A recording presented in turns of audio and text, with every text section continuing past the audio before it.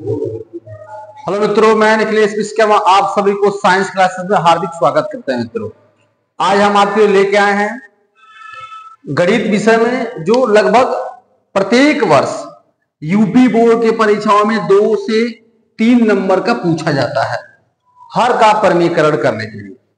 तो आज मैं आपको एकदम जीरो से लेके और हाई तक मैं आपको हर का परिमीकरण करने का तौर तरीका मैं बताने वाला हूं आपको। तो आप जानते होंगे परिमेयकरण हर का तब हमको जरूरत पड़ता है जब हमारे हर में करड़ी हो। अगर करड़ी नहीं रहेगी तो हमको परिमेयकरण की जरूरत नहीं पड़ती। मित्रों, जैसे हमारे पास कोई संख्या एक है, अगर सामान्यतः लिखा गया है 2/4, तो हमको इसको परिमेयकरण नहीं करना पड़ेगा। क्यों?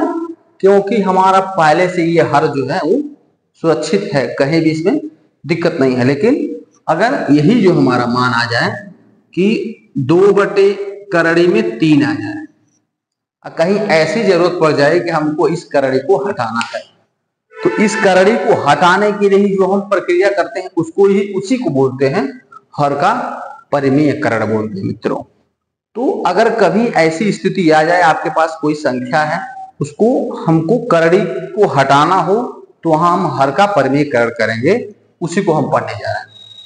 तो हम क्या करेंगे, यहाँ पे ये 2/करड़ी में 3 को हम क्या करेंगे, यहाँ गुणे लगाएंगे, इसी को हम यहाँ करड़ी में 3 लिखेंगे, फिर इसी को नीचे लिख देंगे। दोनों का ऊपर गुणा करेंगे तो हो जाएगा 2/करड़ी में 3। और नीचे मित्रों ध्यान दीजिएगा, बहुत ये विशेष ध्यान देने वाली चीज है कि अगर कोई भी समान अंक हमारे पास है, करड़ी के अंदर 3 है, करड़ी के अंदर 3 है, और दोनों के अंदर करड़ी है, तो करड़ी हट जाएगी और सिर्फ हम 3 को लिखते हैं। मित्रों, ये विशेष करके ध्यान दीजिएगा, ये जो है आपके लिए महत्वपूर्ण है। दूसरा मैं प्रश्न लेता हूं एक और, अगर हमारे पास हो 5/करड़ी में 5, अगर इस प्रकार हो तो फिर वही प्रक्रिया अपनाएंगे। यहाँ भी करड़ी में 5 और नीचे भी करड़ी में 5, यहाँ गुणा करेंगे तो हो जाएगा 5/करड़ी में 5 और नीचे हो जाएगा ये फिर वही करड़ी हट जाएगा, हम सिर्फ लिखेंगे 5 को। तो इस प्रकार आप आसानी से इसको लगा सकते हैं। थोड़ा सा हम और आगे चलेंगे इससे कठिन प्रश्न के पास। थोड़ा सा इससे कठिन हो, अगर लिखा हो 3/, यहाँ -2 और बटे हो, ऊपर एक अंक लेते हैं 4/करड़ी में 2 -1। अगर ऐसे हो तो भी वही प्रक्रिया अपनाएंगे, यहाँ लिखेंगे करड़ी में 2। अब देखिए यहाँ क्या करेंगे, यहाँ जो चिन्ह रहेगा उसके उल्टा चिन्ह, अगर माइनस है तो यहाँ लिखेंगे +1। सेम यही हम नीचे उतार देंगे, करड़ी में 2 +1। अब यहाँ क्या करेंगे, फिर वही ऊपर का ऊपर गुणा कर देंगे, नीचे का नीचे, 4 को गुणा करेंगे करड़ी में 2 में, तो 4 करड़ी में 2 हो जाएगा, प्लस है तो प्लस, और 4 × 1 4 हो जाएगा। नीचे क्या करेंगे, फिर अब देखिए यहाँ बहुत महत्वपूर्ण चीज है, मैं इसको ऐसे ही पहले लिखता हूं, 2/करड़ी में 1, इसको एक कोष्ठक में कर दीजिए, और दूसरे में करड़ी में 2 और +1। मित्रों, आपके पास एक फॉर्मूला आप पढ़े होंगे, एक कोष्ठक में a + b और दूसरे में a - b इतना बराबर होता है। अगर इस प्रकार कभी ऐसी स्थिति आए तो आप यहाँ क्या कर दीजिएगा, लिखिएगा, अगर किसी एक कोष्ठक में a + b और दूसरे में a - b आ जाए तो आप क्या कीजिएगा, लिखिएगा a² - b²। ये सूत्र होता है, a² - b² होता है एक कोष्ठक में a + b और दूसरे में a - b। वही प्रक्रिया है, a - b और a + b बराबर हम क्या लिख देंगे, यहाँ वही लिखेंगे, 4 करड़ी में 2 + 4 बटे a² - b²। तो एक जब हमारा क्या है, करड़ी में 2 का स्क्वायर और माइनस के 1 का स्क्वायर। ठीक है, तो ये हमारा 4 करड़ी में 2 + 4।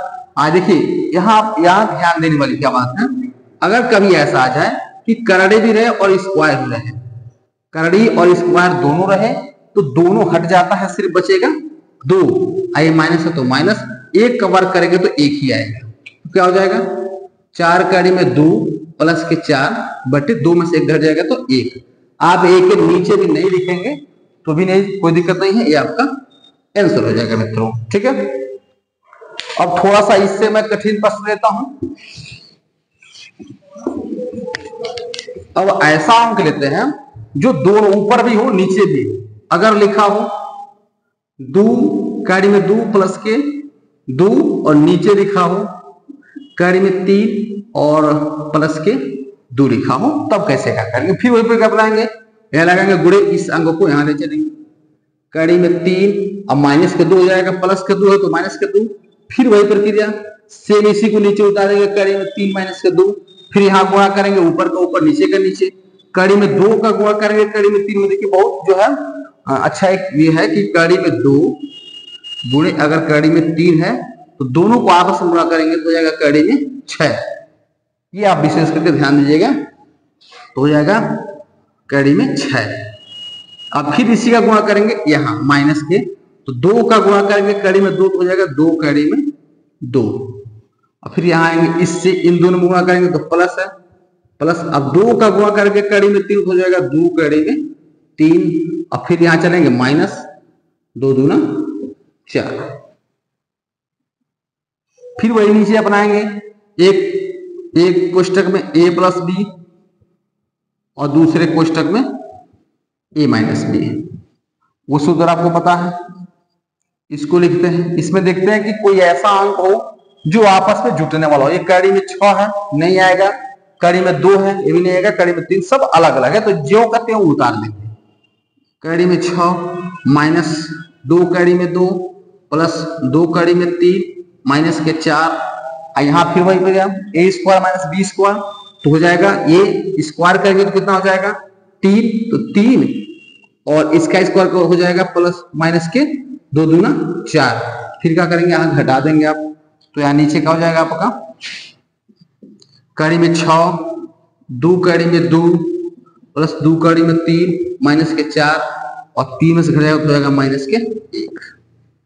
मित्रों ये हमारा आंसर हो जाएगा। अब इससे बाहर आपका कभी भी जो है आप इसके बाद जब पढ़ेंगे तो इससे बाहर आपका नहीं आएगा मित्रों। तो ये हर का प्रमेय करने का ये सबसे आसान और सबसे सरल तरीका था मित्रों। अब इसी तरह के और नए नए टॉपिक पे आपको अगर वीडियो चाहिए, नए जो है टॉपिक पे आपको वीडियो चाहिए, तो आप मेरे चैनल को सब्सक्राइब कर दीजिए, वीडियो को शेयर कर दीजिए, लाइक कर दीजिए। धन्यवाद।